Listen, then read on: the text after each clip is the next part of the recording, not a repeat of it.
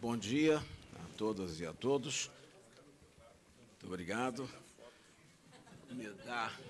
O presidente Lula me dá a honra de abrir essa entrevista de imprensa e falar rapidamente sobre as linhas gerais desse encontro que nós tivemos aqui, do G20, a cúpula presidencial, e também dos encontros bilaterais que o presidente teve.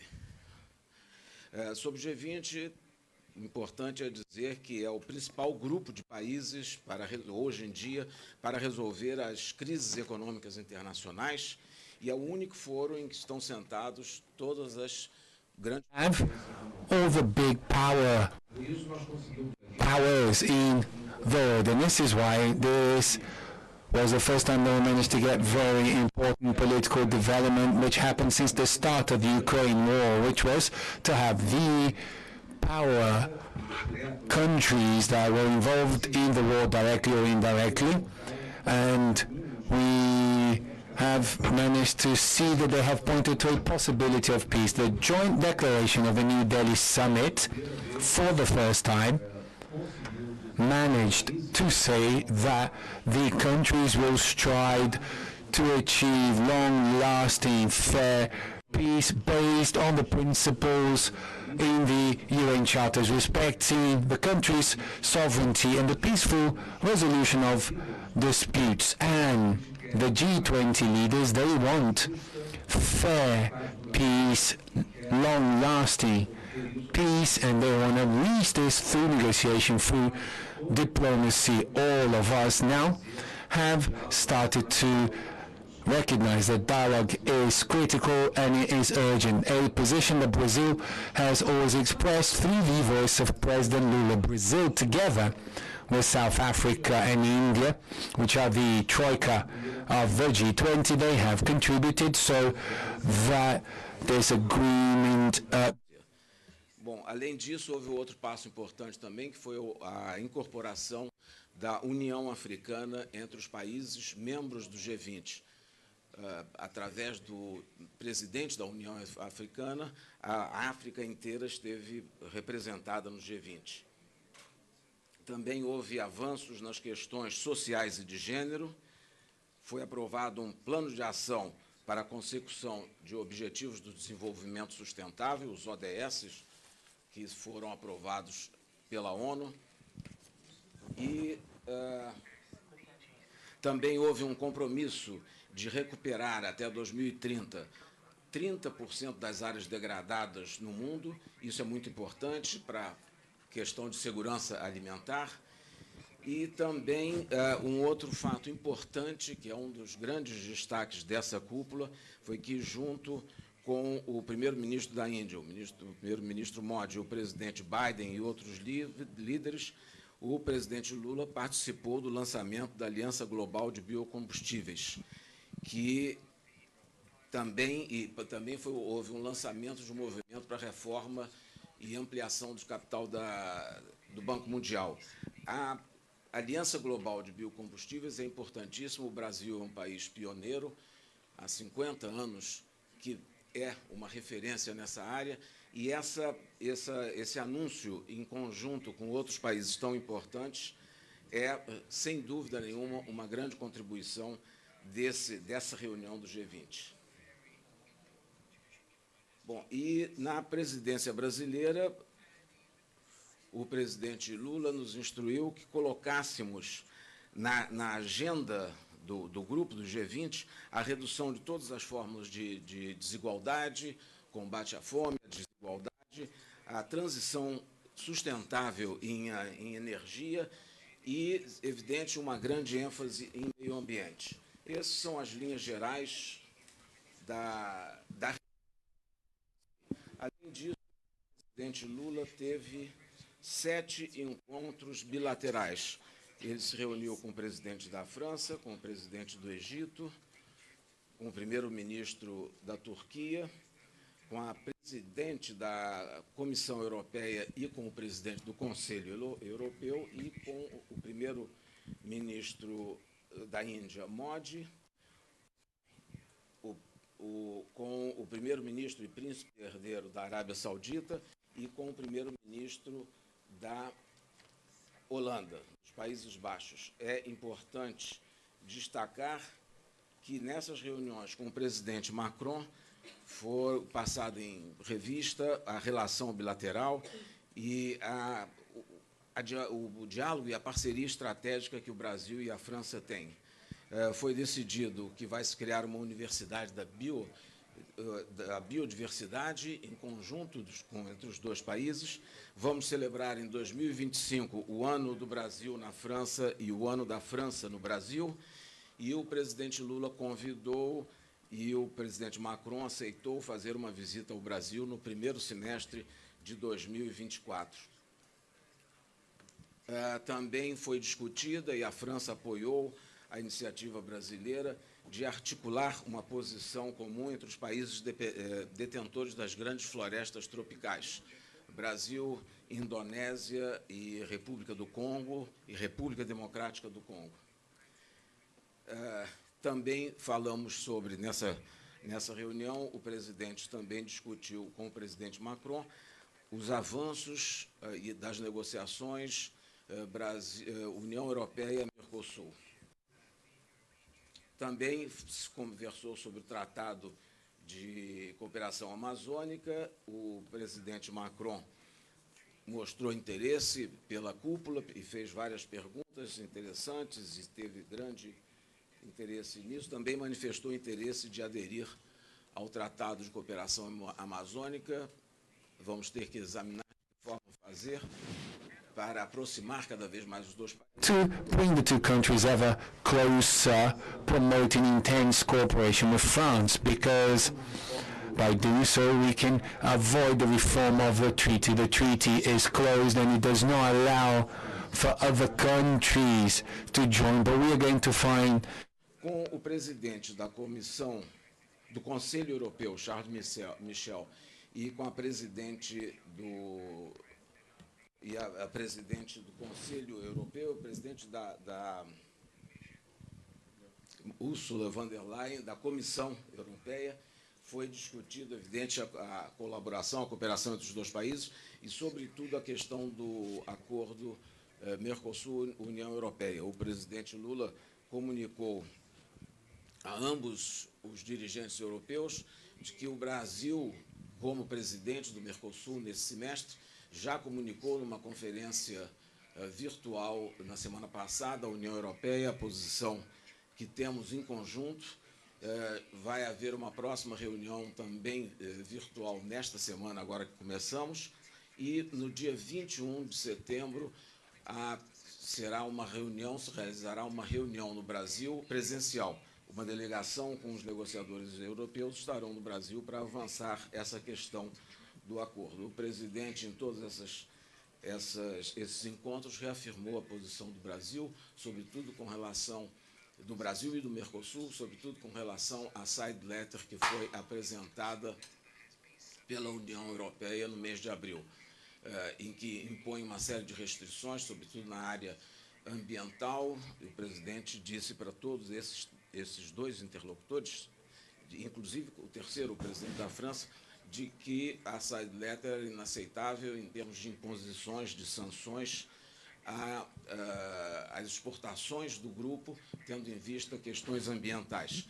Já é indispensável que os países da União e os países do Mercosul sejam considerados países de baixo risco e que não haja interferência de legislações que possam prejudicar as exportações do grupo.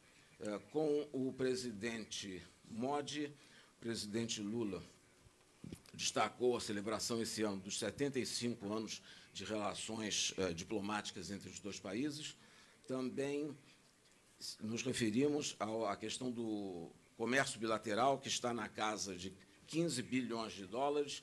A Índia é o quinto maior parceiro comercial do Brasil e o segundo maior parceiro na Ásia. E também se decidiu realizar nos dois países encontros empresariais de grande nível, tanto aqui como no Brasil. O presidente Lula manifestou o interesse de aproximarmos o empresariado na área do agronegócio e também na área de fármacos.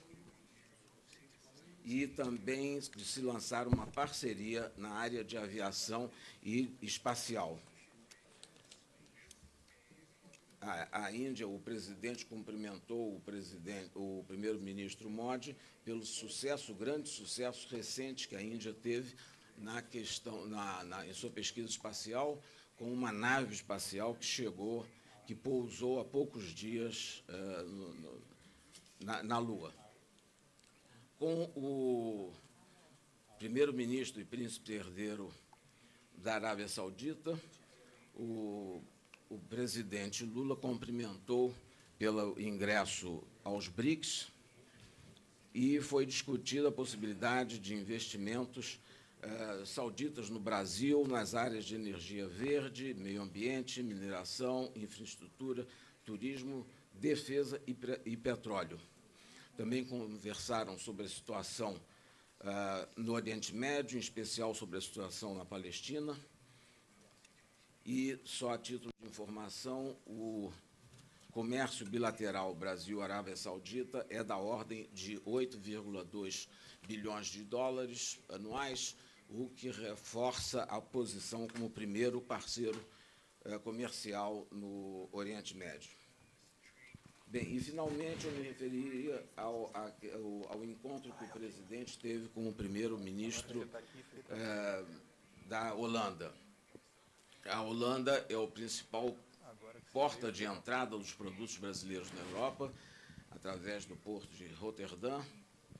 Nós temos uma corrente de comércio muito alta e importantíssima com a Holanda, de 14 bilhões, quase 15 bilhões de dólares, e é o quarto país entre os maiores parceiros comerciais do Brasil.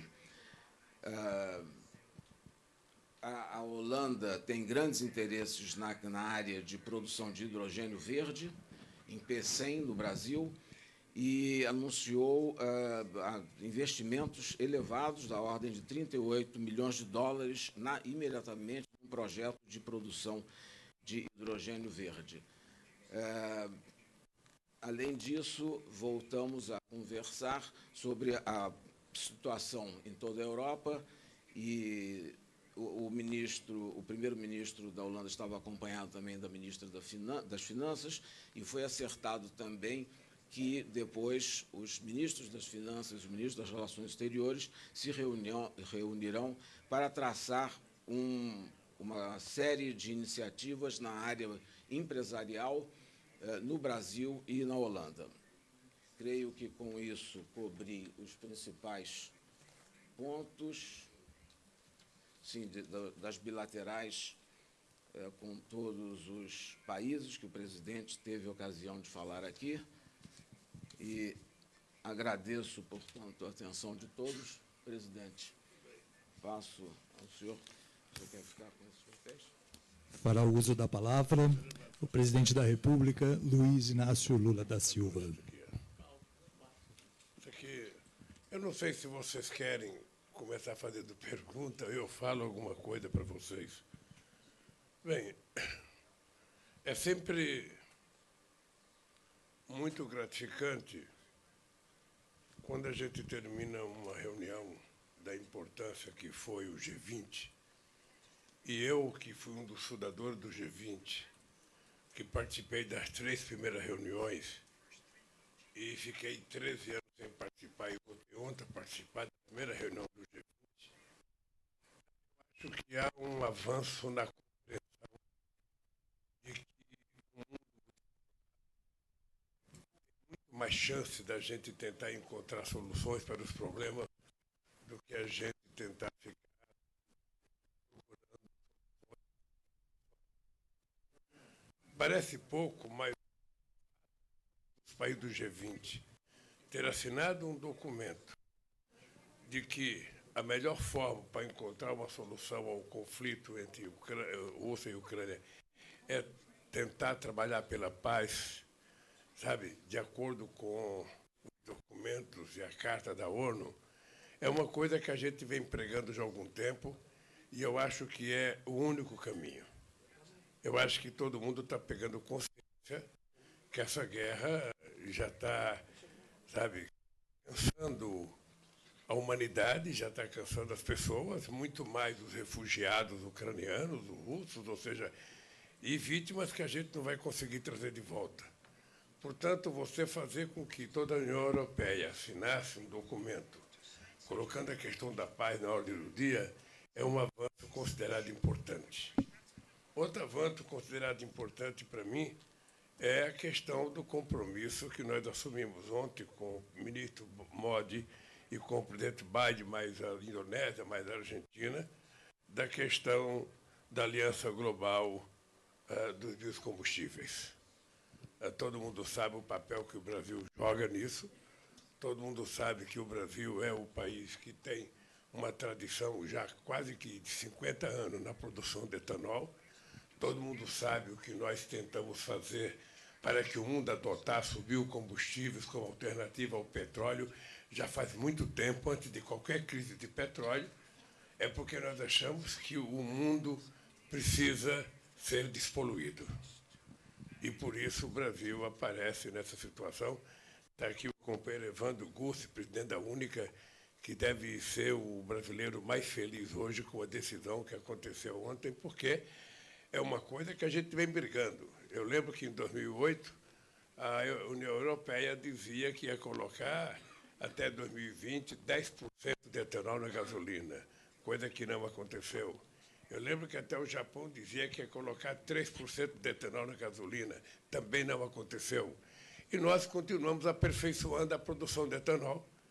O Brasil é um país que tem uma competência extraordinária, um domínio muito, dos biocombustíveis, e achamos que essa iniciativa Modi, Biden, Lula, Argentina, é muito importante para o nosso futuro.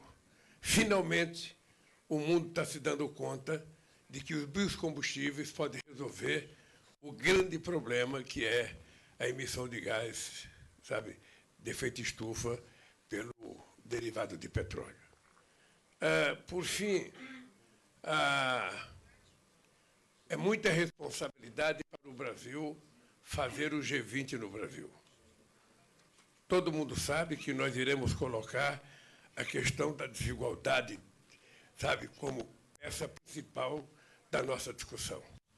É preciso, de uma vez por todas, que a gente tente levar em conta e criar uma certa indignação no dirigente com relação à desigualdade.